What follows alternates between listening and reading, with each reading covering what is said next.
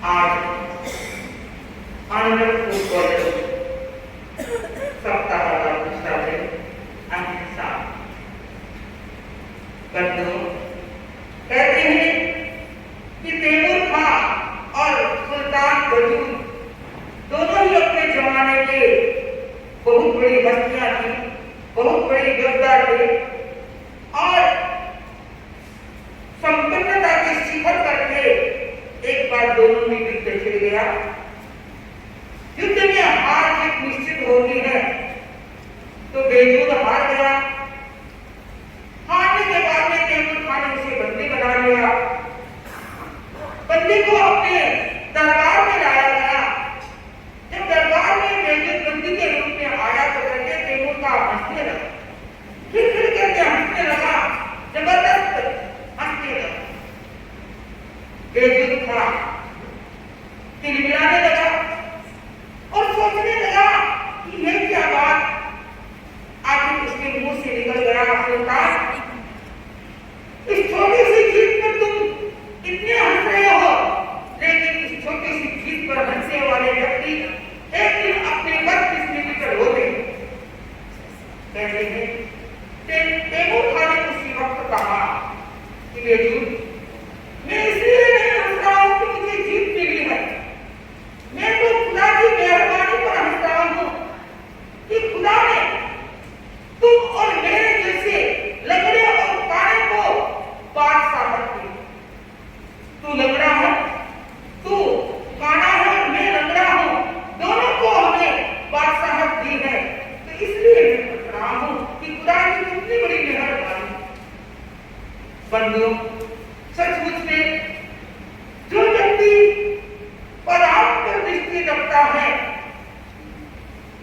बाहरी संसार में दृष्टि रखता है और पदार्थ विकास को, धन वैभव के विकास को ही सब कुछ मानता है, वो व्यक्ति अनंत की आंख के माध्यम से देखता है कि अनंत हमें कुछ सीमाकरण की प्रेरणा देता है।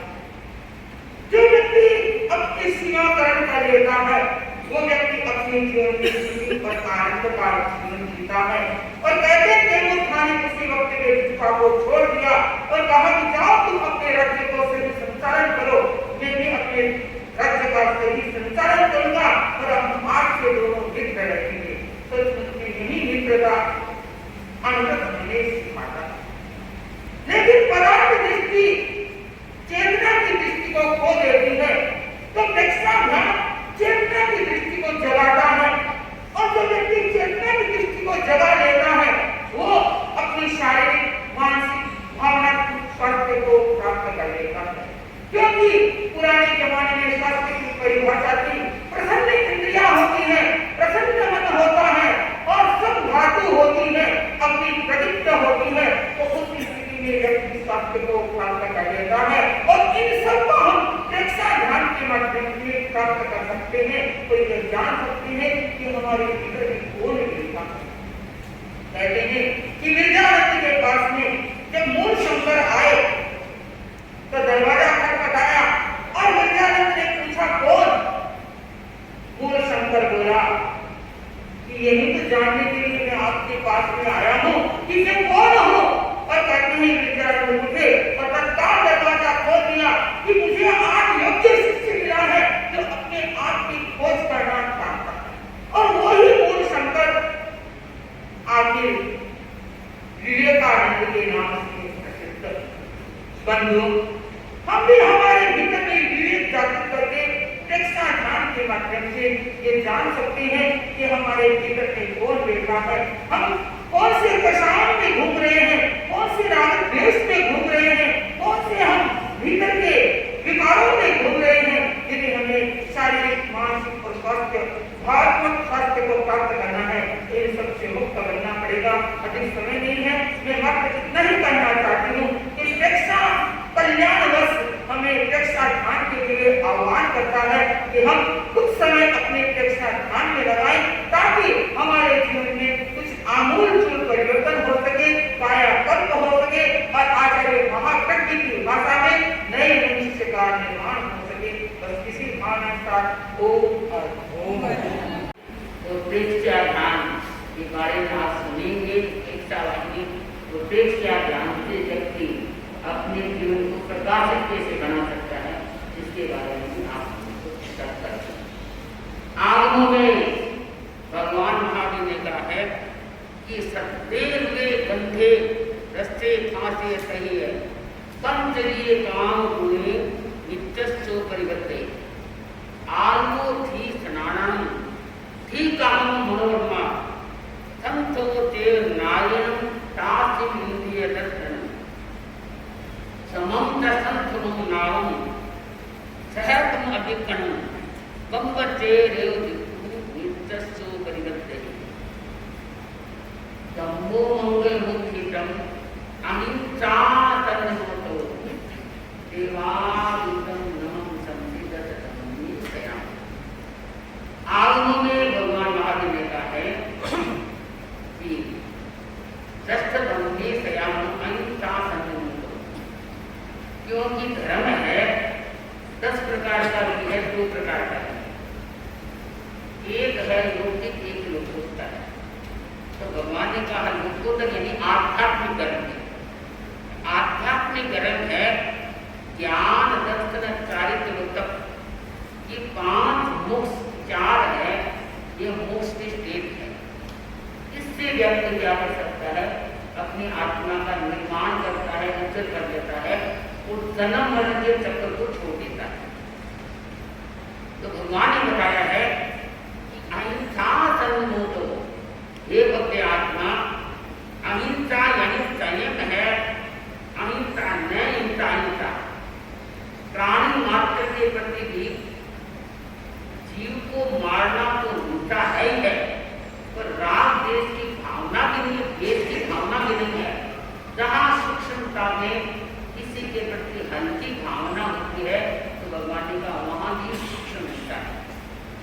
तो इसलिए क्या है, अहिंसा संयमोतो, संयम जाना है तो अहिंसा है तो संयम हो गया, क्योंकि न जीवों की हिंसा करते न किसी को सताते हो। तो भगवान ने बताया है कि वो सब बड़ा है, इसको कोई व्यक्ति अपना लेता है तो वो जन्म मरण के चक्कर को निकाल देता है, काट देता है।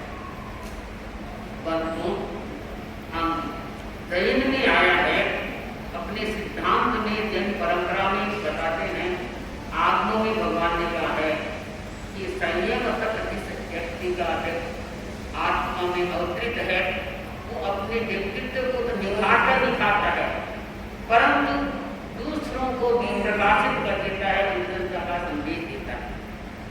कहते हैं एक बार महात्मा गांधी, महात्मा गांधी है, एक बार सार्वजनिक सभा में संबोधित करना, तो आप सार्वजनिक सभा को संबोधित करने के लिए जब जा रहे हैं तो बड़े बड़े नेतागण खड़े थे और भी उनका स्वागत करेंगे। किससे करेंगे? तो कई लोगों ने फूलों की माला ले रखी थी, कोई ने बड़े सुंदर सजा के गुलदस्ते सजा रखे थे, ये खड़े थे। और कुछ स्वयं सेवक है वो खादी भंडार से सूत को काट के ऊँट के माला बना के लेके आए। बड़ी भारी भीड़ लग गई और महात्मा गांधी का इंतजार कर रहे थे। महात्मा गांधी जब आगे बढ़ने लगे तो देखा कि कितने कितने नेतागण हैं वो फूलों की माला ले रखी और बड़े बड़े गुलदस्ते सजा रखते हैं। तो इसकी कितना पाप है, कितनी हिंसा है। एक तरफ हम अहिंसा का मार्ग चलते, लेकिन जितना बचाव हो सके सीमित कार्य करें। दूसरी तरफ क्या है, कितने कितने गुलदस्ते फूलों से सजा रखते हैं। तो महात्मा गांधी की कहते नजर पड़ गई, जो स्वयं सेवक थे वो भंडार से लाया और आता हुआ सूत है उसकी माला बनाई, उनके नजर पड़ी। तो महात्मा गांधी ने उन लोगों को छोड़ के इधर साइड से उन लोगों सेवकों के पास वो थे जहाँ सूत की माला, वो देखते रहते और सूत की माला पहनने गांधी जी को इतनी प्रसन्नता हुई, आगे बढ़े तो बढ़ते बढ़ते कहा कि मैं इन मालाओं को सहज स्वीकार करता हूँ। क्यों? कि आशीर्वाद दे रहा हूँ कि फूलों की माला से कितना कितना पाप हुआ, कितनी फूलों की हिंसा हुई है। तो इसलिए भाषण में भी आपने पहला यही मुद्दा रखा, ये बात कही कि फूल को तोड़ना बड़ा पाप है, जीव हिंसा है, फूल है, टहनी है, चाहे वृक्ष है, चाहे हम जीवों को हिंसा आगे से आगे, जैसे एक इंद्रिय से दूसरी इंद्रिय अगर आगे चलेंगे तो और बड़ी महाहिंसा है। तो जितना हमारा हिंसा से बचाव हो सके तो हमारा देश को हम बहुत अच्छी तरह से सुरक्षित कर सकते हैं। तो बंधुओं, ये कहते थे कि आखिर ने कहा ये फूलों की माला है, इनको अगर मेरे को पहनना पसंद नहीं है, क्योंकि जहाँ विध्वंस होता है, जहाँ विनाश होता है और वहाँ अमीरों की क्या है, उस माला में बदबू आ रही है। जहाँ विध्वंस नहीं है, श्रम है, विनाश नहीं है, वहाँ क्या है, श्रमिक लोग, किसान लोगों का पसीना है और उनकी श्रम की महक आ रही है। तो जनता को ये कहा कि अगर सच्चा प्यार अगर किसी को करना है तो आपको ये समझना पड़ेगा कि जीव हिंसा से हमारा जितना बचाव हो जाए, कार्य भी हमारा सिद्ध हो जाए और हमारा बचाव हो जाए, तो हम क्या कर सकते हैं, पर्यावरण को भी शुद्ध रख सकते हैं और अपने जीवन को उन्नत बना सकते हैं। बंधुओं, सबको महात्मा गांधी ने ये नम्र निवेदन किया, हाथ जोड़ के अपनी बात को रखी, इतना बड़ा व्यक्तित्व वाला व्यक्ति है, उन्होंने इस प्रकार की बात कही। और हम सुनते हैं आज भगवान महावीर ने पहले ये किया है कि जीवों को मारना हिंसा है ही है, दिल को दुखाना भी क्या है, सूक्ष्म हिंसा है। बंधु, आज आंध्र प्रदेश का दूसरा दिन अहिंसा दिवस मना रहे हैं। प्रेक्ष्या यानी प्रेक्ष्या भी क्या सिखाता है, यानी देखना। किसको देखना?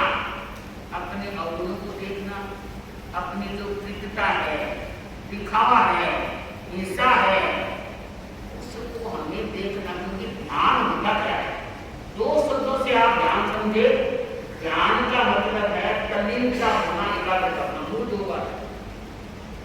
विस्तार से हम कहां से कहां तक करें, क्योंकि आचार्य तुलसी ने ऐसा देगा मंत्र का दिया।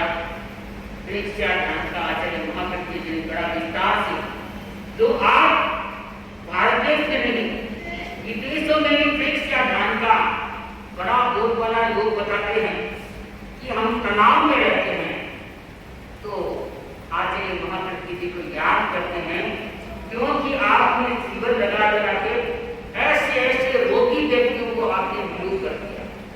और जो व्यक्ति डिप्रेशन में थे, जो व्यक्ति क्या है तनाव में थे, वो आपकी शरण में रहे, आपके आवामंडल में रहे।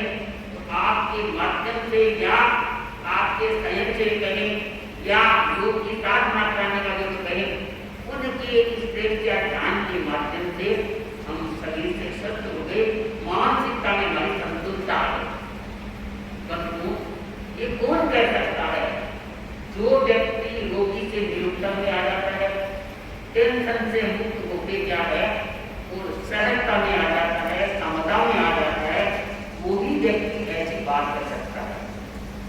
तो बंधुओं, ध्यान प्रेक्ष्या का बहुत आया है, पर मैं बहुत आपको लंबा नहीं चाहती, इतनी बात कहना चाहती हूँ कि ध्यान करते हैं कोई भी व्यक्ति है, ध्यान एक ऐसा सोपान है, क्योंकि मंदिर को प्राप्त करने के चाहे आप पहले मंदिर में हमारे वहाँ तक के घूमने के कहीं भी जाए तो आपको सीढ़ियाँ यही सोपान से जाना पड़ेगा। हाँ, हर चीज का उपयोग कर लेते हैं तो क्या है, आप चाहोगे तो जीवन में सार्थकता के लिए भगवान ने बताया है कि सुमनों को अगर खिलाना है, वो शरीर को सब प्रफुल्लित बनाना है, तो ध्यान को आपको समझना पड़ेगा।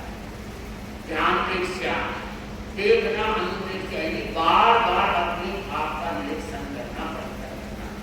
तो कहा गया है कि व्यक्ति का चिंतन सही होगा तो उनका दृष्टिकोण भी सकारात्मक बनेगा। वो सकारात्मक दृष्टिकोण होगा तो व्यक्ति का विधायक चिंतन रहेगा और उनके हर समय स्वस्थता की स्रोत क्या है, परिवहन होता रहेगा, चलता रहेगा। जहां स्वस्थता का स्रोत रहता है, जहां अवगुणों को निकाल के गुणों को व्यक्ति देखने लग जाता है, वो सकारात्मक दृष्टिकोण हो जाता है। यानी शास्त्र की भाषा से कहें कि सम्यक दृष्टिकोण हो जाता है। वो व्यक्ति अच्छी तरह से ध्यान को कर सकता है। जैसे हम ध्यान आप नींद से करते हो कि ध्यान है, तो कई हमने संतों को देखा, आचार्य लगभग होते ही अभी भी लोग बता रहे थे कि महाराज सूरज का जो सीधे का है, व्यवस्था की दृष्टि से देखे आचार्य प्रगट जो कि कितने कितने संघ आ रहे हैं, कितने कितने हजारों लोगों को है संभालना, और उनका फिर भी देखते हैं हाथ तो हिलता जाता है, बोलते कम है। वो तो ऐसा लगता है हर समय हर क्षण क्या है, ध्यानस्थ रहते हैं। वो ध्यानस्थ जो व्यक्ति रहता है, जो ध्यान में तल्लीन रहता है, एकाग्र रहता है, वो व्यक्ति अपने अवगुणों को तो निकालता है, यानी अपने दुख सब को दूर करता ही करता है। पर सामने वाला है उनकी आभा मंडल से, उनकी शक्ति से, उनकी क्या है मुद्रा से अपने महापापों को दूर सकता है। तो बंधु प्रेक्ष्या ध्यान का कहा गया है, ध्यान भगवान ने बताया है, क्योंकि आचार्य महाप्रति प्रेक्ष्या ध्यान के बारे में बताया। उससे पहले हमारा ध्यान की लोगों में पद्धति कब करने लगे। आचार्य प्रति ने एक ऐसा मार्ग देखा, वो ध्यान का बताया कि मनुष्य जीवन है सुख दुख दो धाराओं में रहता है। तो व्यक्ति अगर सुख को निकालना, दुख के सुख को निकाल सकता है। अगर शरीर दृष्टिकोण हो गया तो तल्लीनता में क्या आत्मा की ओर प्रस्थान कर दिया, तो वो व्यक्ति दुख से भी सुख को निकाल सकता है। बंधुओं, अपन आत्मा में भी आते हम बताते हैं कि व्यक्ति पानी से मक्खन नहीं निकाल सकता, परंतु दही से दूध से मक्खन निकालता है। तो चातुर व्यक्ति होता है, तो किसी व्यक्ति ने दही से दूध से मक्खन निकाल भी दिया, छाछ हो गई। पर चातुर व्यक्तियों को ये देखा है कि गर्मी में उसने ठंडे पानी का उपयोग नहीं किया, आज तो बर्फ का भी गर्मी है तो आटा मक्खन निकला। तो चातुर व्यक्ति क्या है, ठंड का प्रयोग करके गर्मी में छाछ से भी मक्खन निकालता है। तो जो संयमशील व्यक्ति है, जो साधनशील व्यक्ति है, वो बंधुओं अपनी आत्मा का मक्खन अवगुणों को दूर करके ऐसा निकालता है नवनीत को, जो कि अपनी आत्मा को हमेशा के लिए सिद्ध बुद्ध और मुक्त बना देता है। महाकर्मों की निद्रा करके कर्मों की रिश्तों को दूर कर देता है। भगवान ने बताया है कि जो व्यक्ति एकाग्र होता है वो अंतर्मुखी बन जाता है। अंतर्मुखी हर व्यक्ति चाहता है, पर कब बनेगा बंधुओं, चेतना के स्वरूप को जागरूक करना पड़ेगा। हर आत्मा में चेतना है, पर आत्मा जागरूक न होने के कारण वो मंदिर को जाग नहीं कर सकता। और न क्या है, अपने डिप्रेशन हो, चाहे अनेक प्रकार की कठिनाइयां हो, चाहे चिंतन हो, या कहें कि उनके टेंशन हो, उसको नहीं कर सकता। तो भगवान ने बताया है, आत्माओं ने कहा है कि हे बंदे आत्मा, अगर आत्मा में चिंतन करना है तो प्रेक्ष्या ध्यान को समझना पड़ेगा। तो जीवन को निर्मल बनाने के लिए, आत्मा का उत्थान करने के लिए क्या है, हम भगवान महावीर की अमोघ वाणी को स्वीकार करके बंधुओं मध्यस्थता में जीवन को सफल और महान बना सकते हैं।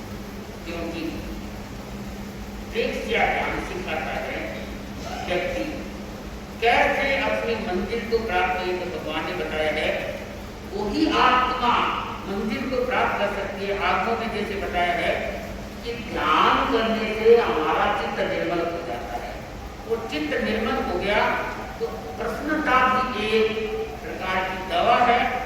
उससे पाचन रस है वो हमारा सशक्त बन जाता है।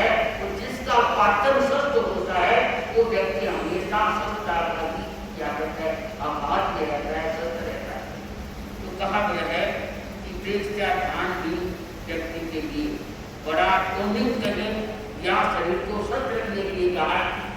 एक बार आप साथ में प्रेक्षया ध्यान से जुड़े चाहे न जुड़े तो यूँ भी बताया गया है कि जैसे हमारी आत्म नसें हैं, आजकल लोगों के नसों में बड़ा दबाव होने लगे हैं और नसें हैं वो रूट भी रखती है। नसों में दबाव होने के कारण हमारे अंदर अनेक प्रकार की सुषुप्तता पैदा हो जाती है और सुषुप्तता के कारण व्यक्ति बीमार होता है। तो एक बात ये भी आई है कि तीनों टाइम व्यक्ति को खान शुद्ध देके हंसना चाहिए। कम से कम जितना जोर से हंसना चाहिए, कम से कम 3 बार 9 बार तो व्यक्ति को हंसना चाहिए। ज्यादा हंसे तो और ठीक है, और हंसे तो ऐसा हंसे कि कभी कभी हमारे सिर की तरफ से हो जाए कि 2, 10, 11 बार एक साथ हंसती तो ऐसा मानना चाहिए कि हमारे रोग के किताब क्या वो बाहर आ रहे हैं।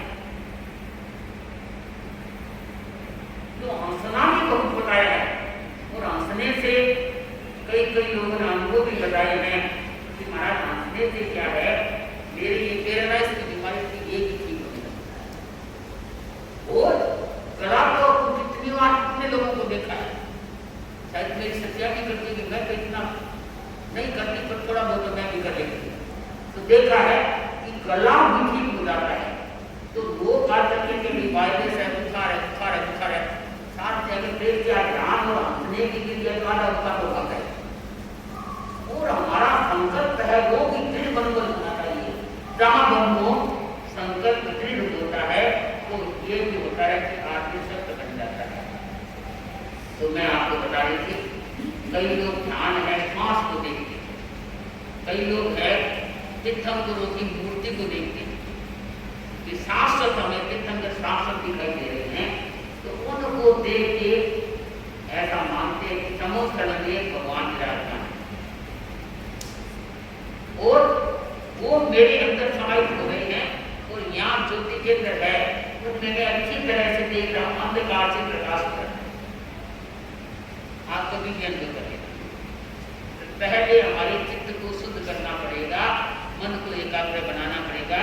क्योंकि आप कभी भी देखें यहाँ आप कोई चीज रखेंगे, अगर सफाई है तो आपका मेल नहीं लगेगा, गंद से भरा है तो कोई चीज रखे तो वो चाहे टिकना नहीं है तो खम तो खरीद आएगी।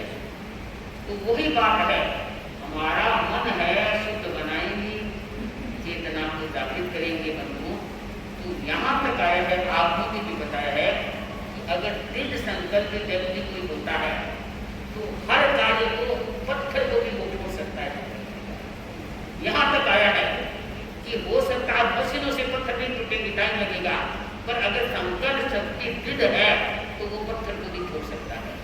तो ध्यान ऐसी चीज है, भगवान महावीर ने बताया है। पुराने संत तो 3 घंटा एक साथ, पुराने संत आचार्य महाप्रज्ञ जी घंटों क्या है, क्या स्वाध्याय और ध्यान करवाए संतों अपने धर्म संघ में। बाद में कई दोस्त संघ से मुक्त हो गए, विठल आदि और दुलितन जी, ये संतागा हो जाते हैं, ये ध्यान करते 10 घंटा एक साथ एक आसन।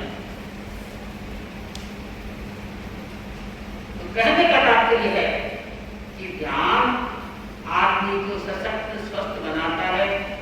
अहिंसा से व्यक्ति संयम है, अपने मेलों को धोके, कर्म के रज्जों को धोके और आत्म शांति को बहुत सुंदर रूप से प्राप्त कर सकता है।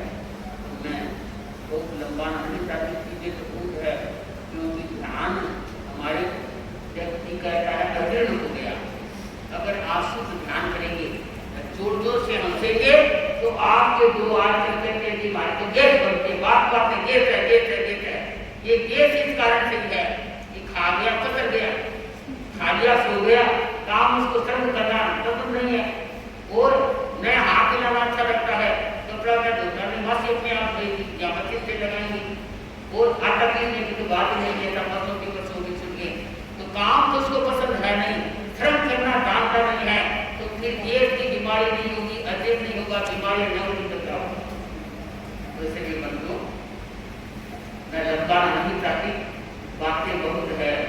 आप समझ के लिए कि हमारा अंतर सत्ता है आचार्य श्री तुलसी, जिन्होंने बड़ा सुंदर ढंग से बताया। एक एक चीज को हम सुने या पढ़े, बस पढ़ने सुनने से नहीं होगा, इसका साथ में हमारा चिंतन भी होना चाहिए कि अमृत का सोपान है, इसके विपरीत यही क्या है, नियम व्यक्ति अपना के अपनी स्थिति को कर सकता है।